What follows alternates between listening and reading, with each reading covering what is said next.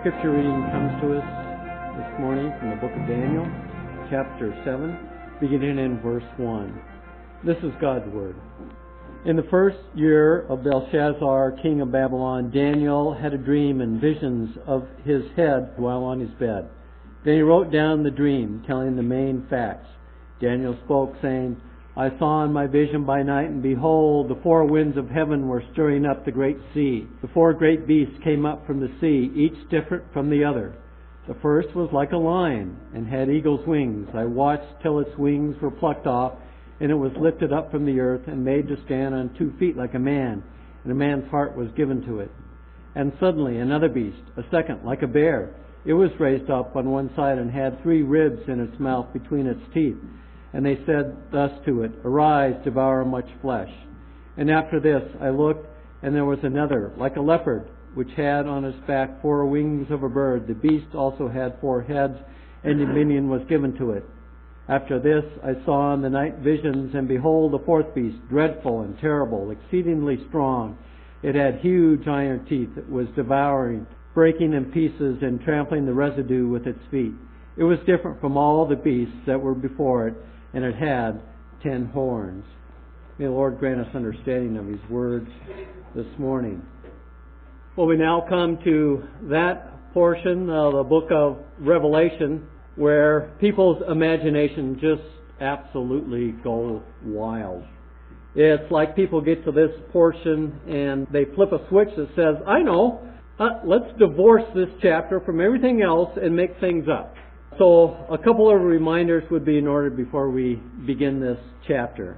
Number 1, remember the book of Revelation is a covenant document. It's talking about the covenant. It is a prophecy, but it is like the prophecies of the Old Testament. So what do I mean by this? It means that it is not concerned with making predictions of astonishing events as such. But as prophecy, its focus is redemptive and ethical. Its concern is with covenant. The Bible is God's revelation about His covenant with His people, and it was written to show what God has done to save His people and glorify Himself through them. So you look at the prophecies of the Old Testament, and what you see is not so much a look into a crystal ball predicting wild things to come, but a look into God's promises of blessing and curses in the covenant, and a reaffirming of those promises which accompany obedience and disobedience. That's really what you see in the prophets throughout the Scripture. They're not necessarily, looking in this crystal ball and foreseeing things. They're looking into God's promises, and they're saying, hey, look, if you're obedient to His commands, then there's going to be tremendous blessings. But if you're disobedient to His commands, then these curses are going to come upon you. It is a reassurance of His covenant oath, which He is always faithful to execute through blessings and curses. And that's what we have here in the book of Revelation. So when John mentions beasts, as he does in chapter 13 here, he is speaking in relation to the covenant and the history of redemption more than anything else. We need to keep in mind that in all the prophetic symbolism we have before us the beast as a persecuting power. And it's not so much concerned with the history of the beast, but with the relationship of the beast with the covenant people of God. And we need to keep that in mind, otherwise I think it's very easy to get off track in this chapter. Again, the focus is on the covenant, not the beast. The most important fact about the beast is not that it is a powerful state, but that it is beast. It is beastly in nature, in opposition to the God of the covenant. Beast is not seen in terms of itself, but solely in terms of the land, which we've seen as Israel, and the church, which is the new Israel. Secondly, we need to make sure that we don't approach this chapter Gnostically.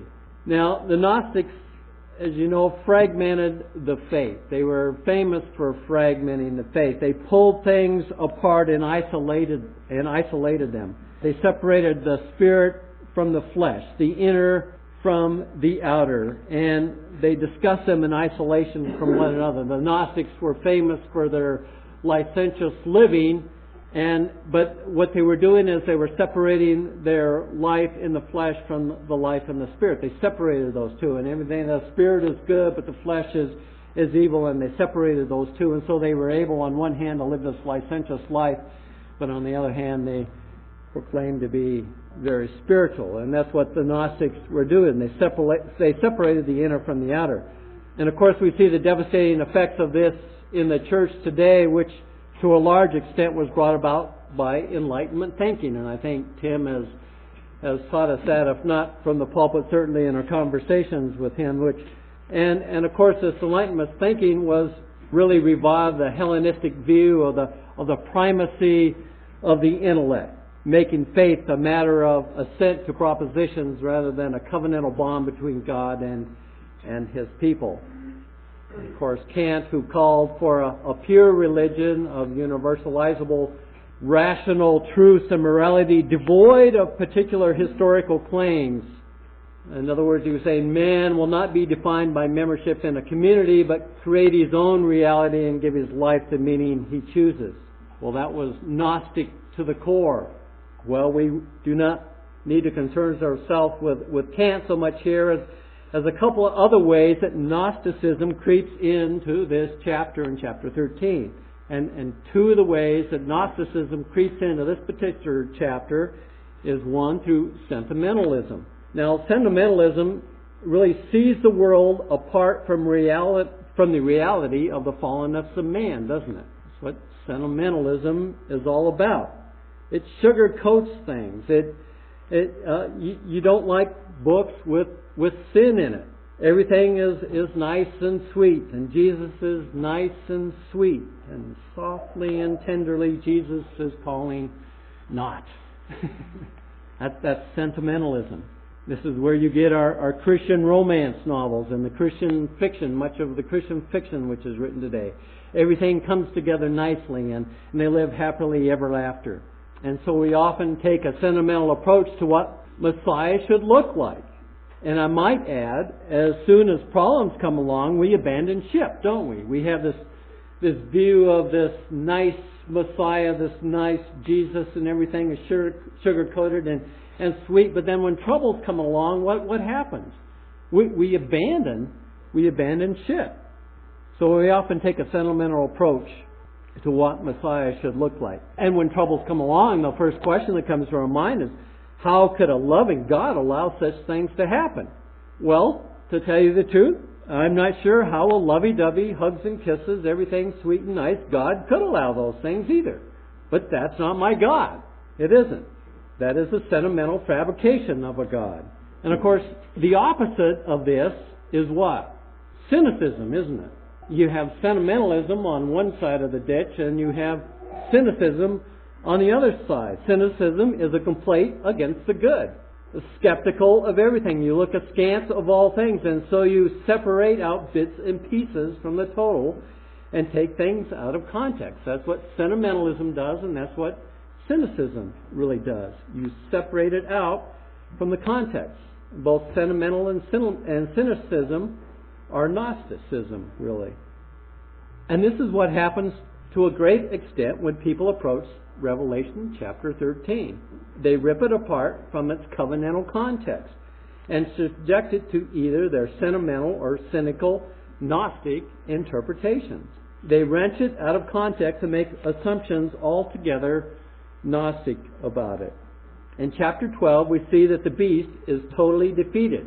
But somehow, some way, when people come to the artificial chapter divisions between 12 and 13, they Gnostically separate the beast in Revelation chapter 12 from the beast in Revelation chapter 13 and think it's a whole new subject.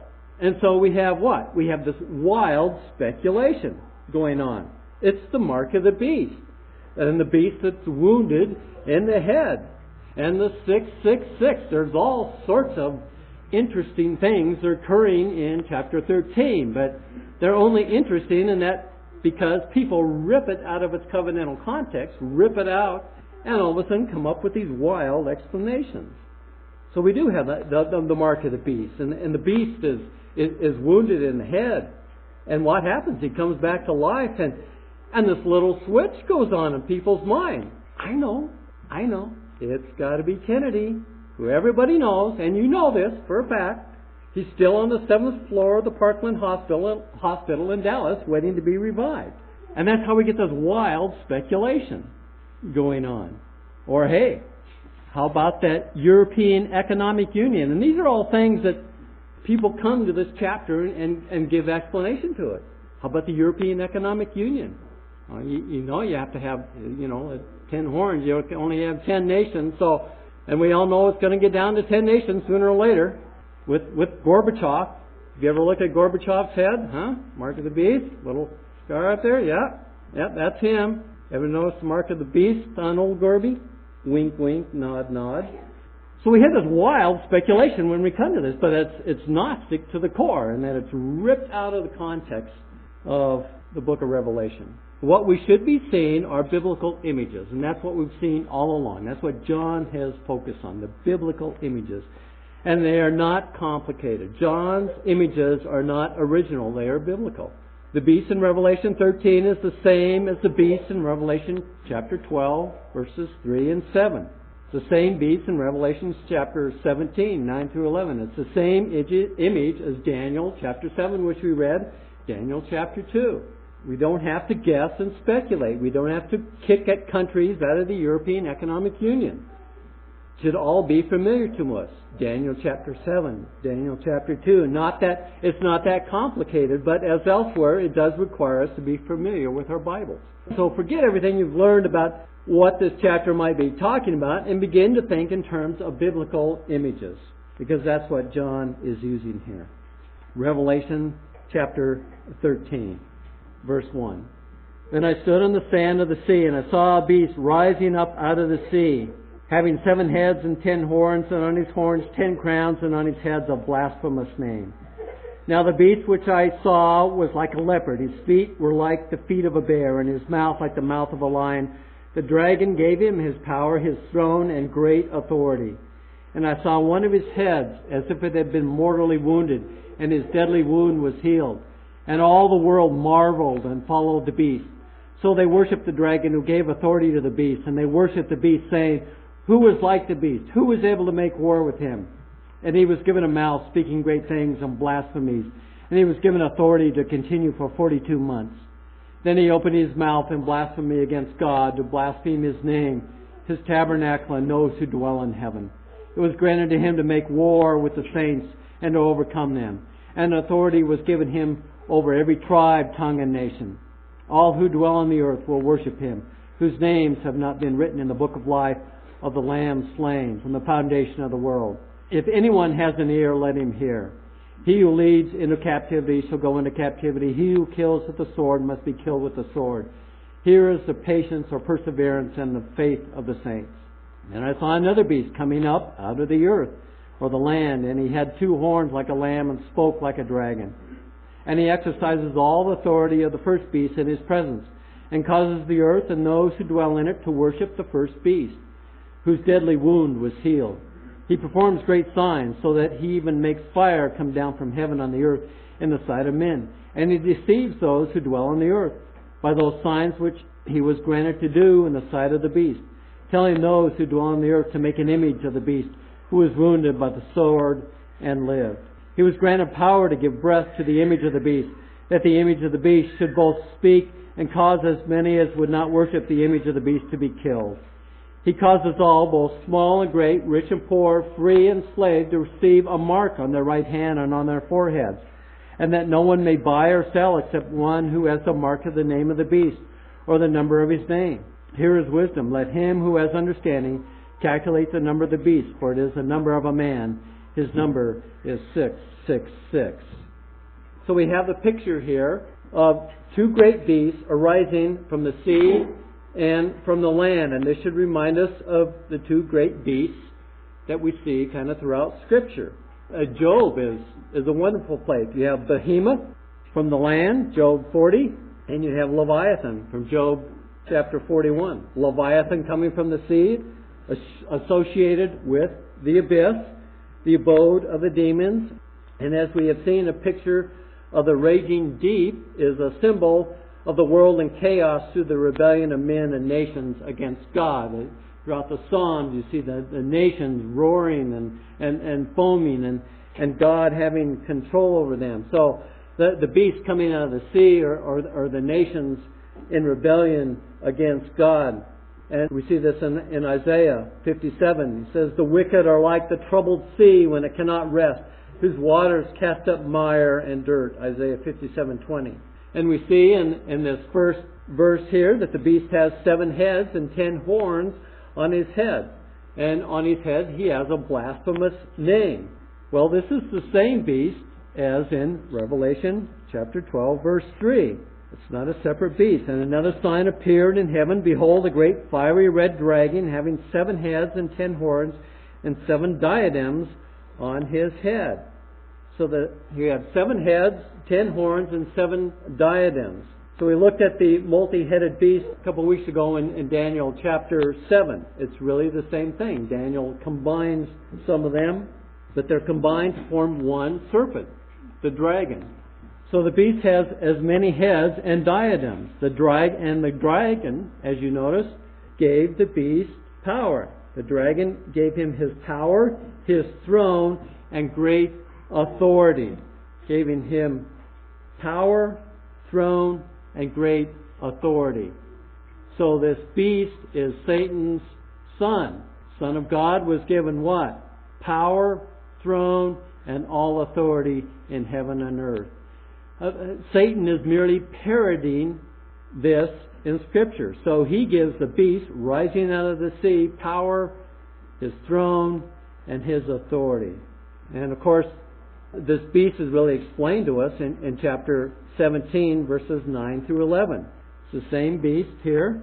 "Here is the mind which has wisdom. The 7 heads are the 7 mountains on which the woman sits. There are also 7 kings. 5 have fallen, 1 is, and the other has not yet come. And when he comes, he must continue a short time. The beast that was and is not is himself also the 8th, and is of the 7, and is going to perdition." That's Satan.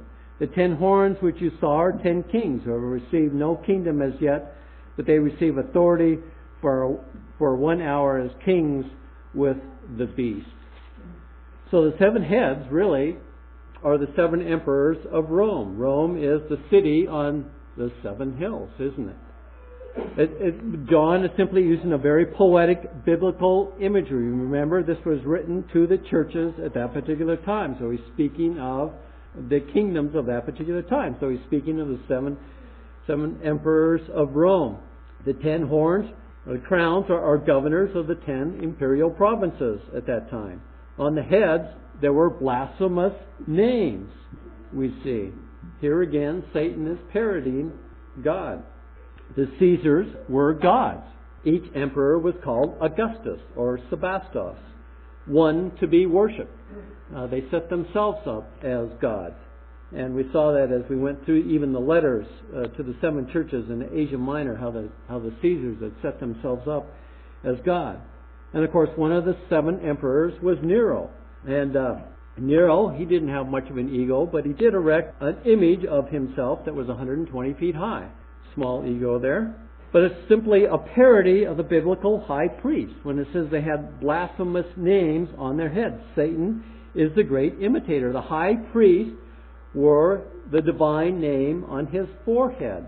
Exodus chapter 28, talking about the garb of the high priest. In verse 36, "You shall also make a plate of pure gold and engrave on it, like the engraving of a signet, holiness to the Lord. And you shall put it on a blue cord, that it may be on the turban. It shall be on the front of the turban. So it shall be on Aaron's forehead, that Aaron may bear the iniquity of the holy things which the children of Israel hallow in all their holy gifts." So the high priest wore the name of God on his forehead, on the turban. This is biblical imagery that John is trying to evoke in his readers here. They understood this, that Satan was simply a parody. He raises up someone, a beast from the sea, and he gives him authority, and he gives him throne, and he gives him great power. That's a parody of the Son of God. And we see in verse 2 that the beast was like a leopard, had the feet of a bear and the mouth of a lion. This describes the first of the three of the four great world empires in Daniel chapter 7, 1 through 6. But he does it in reverse order. He's just simply going back in the other order. So Babylon, Medo-Persia, and Greece. And of course the fourth empire, which is Rome, which partakes of the evil, beast-like characteristics of the other empires, but this beast is much worse. Daniel chapter 7. Notice how he begins, I saw in my vision by night, and behold, the four winds of heaven were stirring up the great sea. And four great beasts, where'd they come from? Came up from the sea. So we have the same imagery here in Revelation chapter 13. But then we get down to the fourth beast in Daniel chapter 7, verse 7. After this, I saw in the night visions, and behold, a fourth beast, dreadful and terrible, exceedingly strong. It had huge iron teeth. It was devouring, breaking in pieces, and trampling the residue with its feet. It was different from all the beasts that were before it, and it had 10 horns. So we're really talking about that particular beast. Roman Empire and the emperors were really sunk in degrading and degenerate and bestial activities. The Roman Empire behaved in a bestial manner. You really just can't print this stuff in an Elsie Dinsmore book. That's Christian sentimentalism taken to its extreme, isn't it? And the Elsie Dinsmore book, she cries enough in those insipid little books, and she'd break out in hives and stay that way or fall over completely dead if she knew about Nero and what a true Roman candle was. You can imagine little Elsie Dinsmore and her father or uncle or whoever it is sitting on the hill, and Elsie's all excited. Oh, look, Daddy, the little torches over there. And she says, oh, well, Elsie, those are Roman candles. And she says, oh, well, what are those? Oh, those are Christians nailed to the cross and lit on fire so Nero could have his orgies at night while the Christians were lit on fire to light his orgies. You can see little Elsie Dinsmore at that time just keel over dead and never come back to life. That's Christian sentimentalism. But the truth was, they behaved in a bestial fashion. Nero was a beast. He dressed up as a beast, and he raped men and women when he dressed up as a beast. It was horrific. You can just read on and on about his bestial activities. So Satan raises up his own Leviathan and gives image in the form of the Roman Empire to Leviathan, the son of Satan. It is Satan's answer to Christ, the Son of God. So he gives power and authority and a throne to his son. What is the great answer to religion amongst bestial world powers? If you look at the Herodians at this particular time, and the Sadducees, and even the Pharisees, they came together around one notion, didn't they? They embraced nationalism. No king but Caesar. No God but Caesar. It was the loci of societal and cultural change. And that was politics. They consolidated power because the beast is always consumed with political power. That's the only power he has, is political power. That is what the beast is about. Power and throne and authority. The beast is consumed with political power.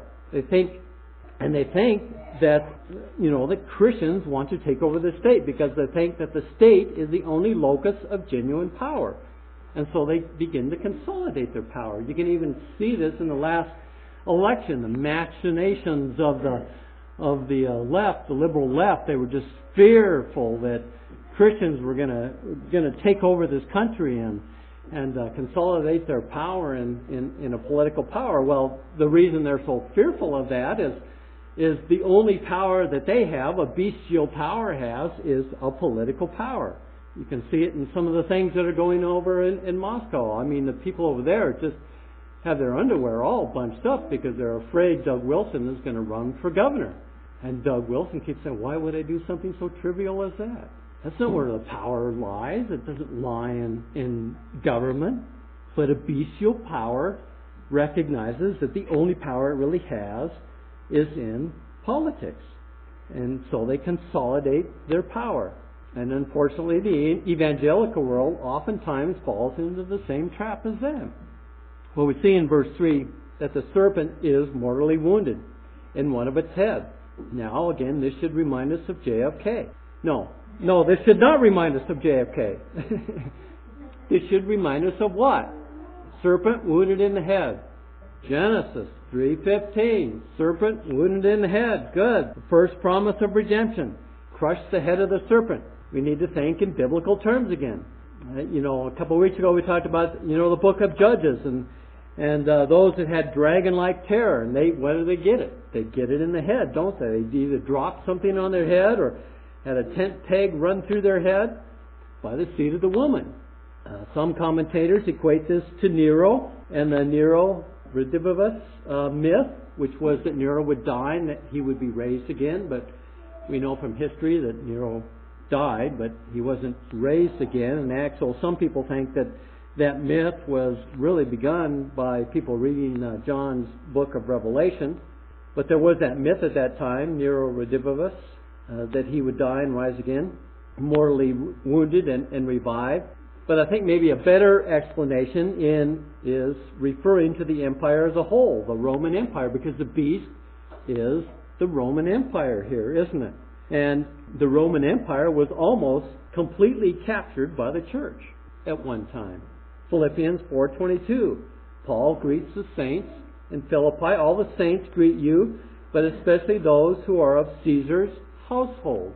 Caesar's household was full of Christians.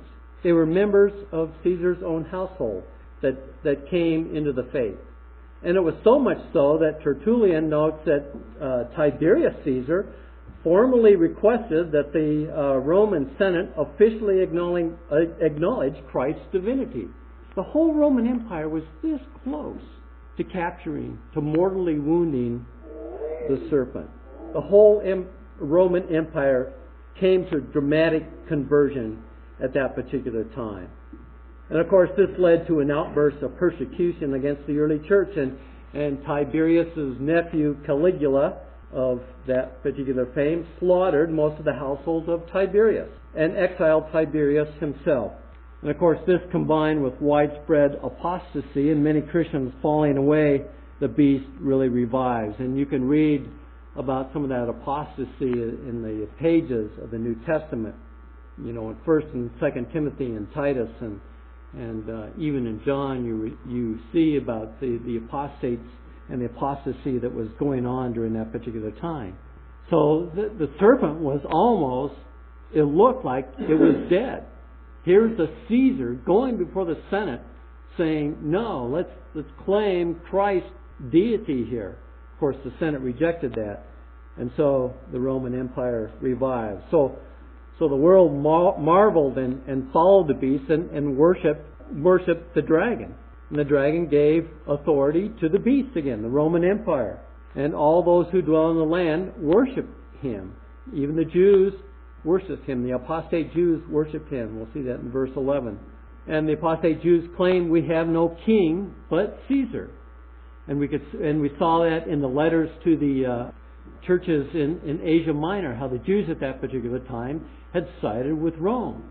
They wanted that political power, so they consolidated their power with the Roman power. And they said, we have no king but Caesar. Now there were the Zealots and some of the Pharisees, again, that's what caused the civil war. So, he, the beast, is given authority to make war for 42 months. Verse 5, and he was given a mouth, speaking great things and blasphemies, and he was given authority to continue for 42 months. 1,260 days, times and a half time. It's poetic imagery. Again, this is the end of that chiasm that we began way back in chapter 12, talking about the 42 months here. In verse 5 and verse 7, they make war with the saints. Now Satan has lost. We already know that from chapter 12. He's a fallen character. But what's one of the characteristics of someone that's fallen? They're bound by pride, aren't they? Someone that falls is always bound by pride, and that pride is blind to reality. And that's what we have here, is Satan's machinations going on against the church. Because he is fallen, he is defeated. but he's bound by pride at this particular point. So in John, verse 10, John alludes to Jeremiah 15:2, and John writes, "He who leads into captivity shall go into captivity. He who kills with the sword must be killed with the sword. Here is the perseverance and the faith of the saints." He's alluding to Jeremiah 15:2. It says, "Where there was no place to hide from the judgment, and the terrified people asked, 'Where shall we go?' They asked Jeremiah, 'Where shall we go?' And Jeremiah answered and said, 'Those destined to death, those destined for the sword, to the sword, those destined to famine, and those destined for captivity to captivity.'" And then Jeremiah, he then goes on to describe the coming destruction of the land of Israel. John reminds the apostate Jews who are in league with the beast about the certainty of the coming judgment with this verse here. And then in verse 11, we now have another beast coming up from the land. "And I saw another beast coming up out of the earth or the land, and he had 2 horns like a lamb and spoke like a dragon." Well, the land again represents the apostate Jews. He had the appearance of a lamb, yet he was a false prophet. He speaks like a dragon, it says. So how does a dragon speak? It speaks like a dragon in Genesis 3, doesn't it? He's deceptive, he's subtle, he has seductive speech. He's a false prophet. And he causes those who dwell in the land to worship the first beast. So the Jews at that particular time were causing other Jews and trying to Christians to worship the first beast, Caesar, the Roman Empire. The land equals apostate Israel. So remember, we're dealing with a covenant document and concerned with the covenant people of God. And we're not concerned with global politics at this time. We're concerned with the local politics. In Israel, they became Caesar worshippers. That's a well documented. They were the Jews at that time were false prophets. And then in verse 13 and 14, we see satanic again go into more parody. He performs great signs, so that he even makes fire come down from heaven on the earth in the sight of men. And he deceives those who dwell on the earth by those signs which he was granted to do in the sight of the beast, telling those who dwell on the earth to make an image to the beast, who was wounded by the sword and lived. Again, to the Roman Empire. So Satan parodies really what's going on. He performed great signs, and fire comes down from heaven. He's a false Elijah. The beast was granted power to cause many as would not worship the beast to be killed.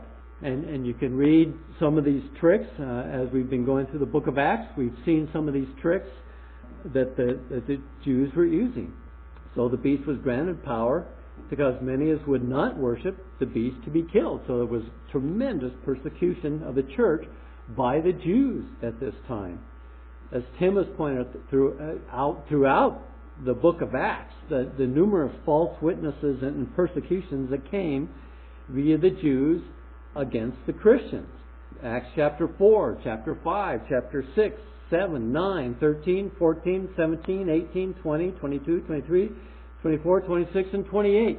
It was, Tim pointed this out numerous times as we went through the book of Acts. It was the Jews that were persecuting the Christians at this particular time. This is the second beast. This is the beast that came out of the land. And it was given permission to persecute those that wouldn't worship the image of the beast to be killed. So we also see here that he causes a mark to be received on their right hand and on their foreheads. This is nothing more than more satanic parody taking place. It's not some computer chip, even though they're around and you can slip them into your forehand and you can slip them into your forehead. It's not some computer chip. It's not your social security number, beast-coded, by the way. That is bestial, but it's a bestial in a little different manner. But we need to think in biblical images and think of the antithesis, the mark of the Spirit versus the mark of the beast. That's what John is contrasting all throughout this chapter. He's saying, hey, look, all these things that Satan is doing is simply a parody. He sets up his false son with false authority and power and a throne versus my son who is given a throne and power and all authority. And here He's going to set your mark, this bestial mark on you, just as my Spirit has set my mark on you. So we need to think in biblical images, and that's what John is doing here. He's comparing, he's giving the antithesis of the mark of the Spirit here. And we see this in Revelation chapter 3, verse 12. He who overcomes, I will make him a pillar in the temple of my God, and I shall go out no more. I will write on him the name of my God and the name of the city of my God, the new Jerusalem, which comes down out of heaven from my God. And I'll write on him my new name. That's the mark of the Spirit, isn't it? We see it again in Revelation chapter 7, and we see it again in Revelation chapter 14, verse 1. Then I looked, and behold, the Lamb standing on the Mount Zion, and with him 144,000, having his Father's name written on their foreheads. Father's name written on his forehead. We're now a kingdom of priests, aren't we? And what do we have written on our forehead? We have the same thing as the priest in Exodus 28:36 had, holy to the Lord. He seals us with His Spirit. He marks our forehead and our hand, claiming our minds and all of our works. That's the mark of the Spirit. The priests were anointed on the forehead and the hand. They were anointed with oil. Well, guess what Satan has done? He has his own sacramental parody here going on. Israel has rejected Christ and is marked with the seal of Rome's total lordship. She has given all her allegiance to Caesar. Israel chose to be saved by a pagan state and persecuted those who sought salvation in Christ.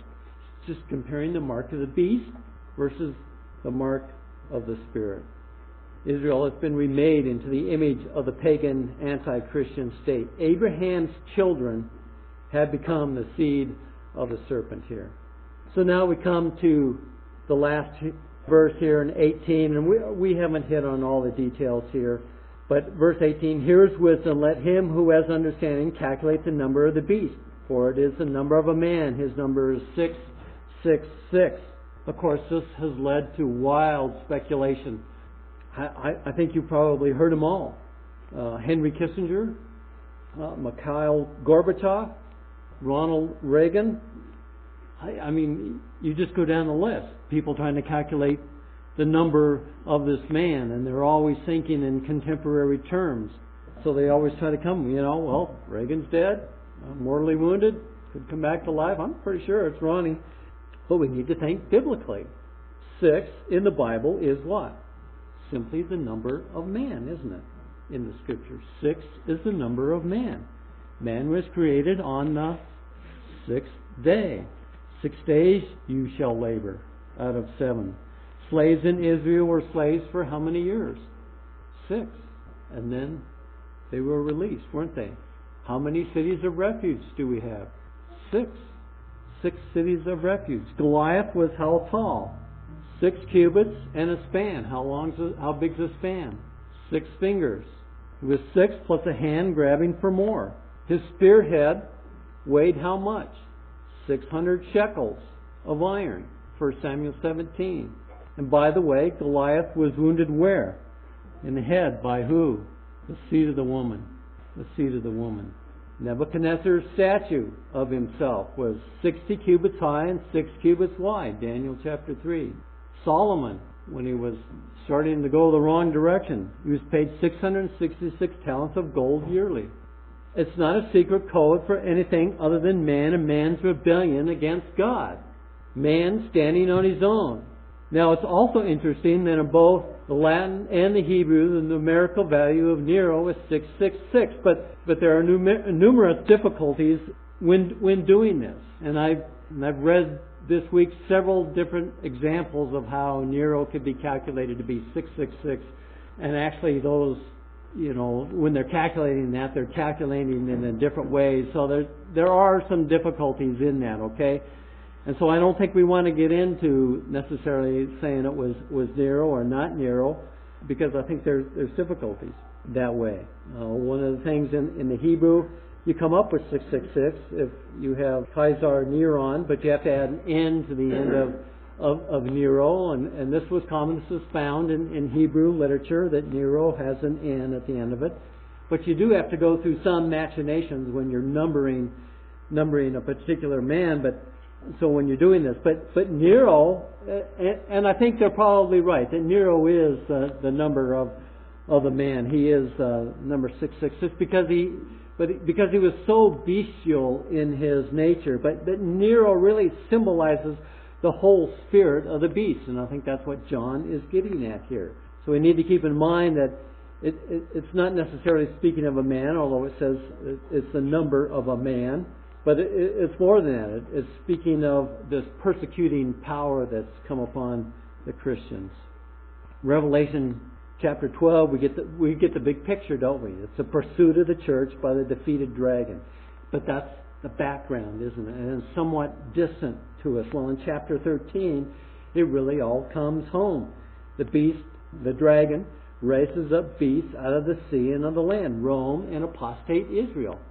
That's simply all it's talking about here. And even though fatally wounded, even though it was the church almost fatally wounded in that it almost took over the Roman Empire, it was still thrashing about. And it beguiles many with simple parlor tricks, is what happened. And it happened to win over many way too easily during this particular time. And you can read of that apostasy again in the pages of the New Testament. And we are likely to put our trust in political solutions, or any alternative but the one true alternative. And he tells them, here is the perseverance of the saints. He tells them to endure. Everything is stacked against them. But he reminds them that Leviathan, and that's why he's using the picture of the beast. They understood the beasts in Job, Leviathan and Behemoth. But he reminds them that Leviathan is God's Leviathan. He's hooked and snared through the nose and is dragged on a leash. Fearsome Leviathan is God's Leviathan. The church, perpetually defeated, always survives her adversary.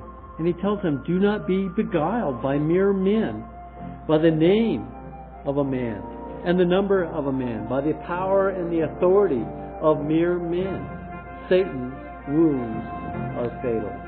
And we need to be reminded of the very same thing, because we deal with bestial political powers even in our time. But we're not to be beguiled by mere men, by the name of men, or by the number of men, or by their power, or by their authority.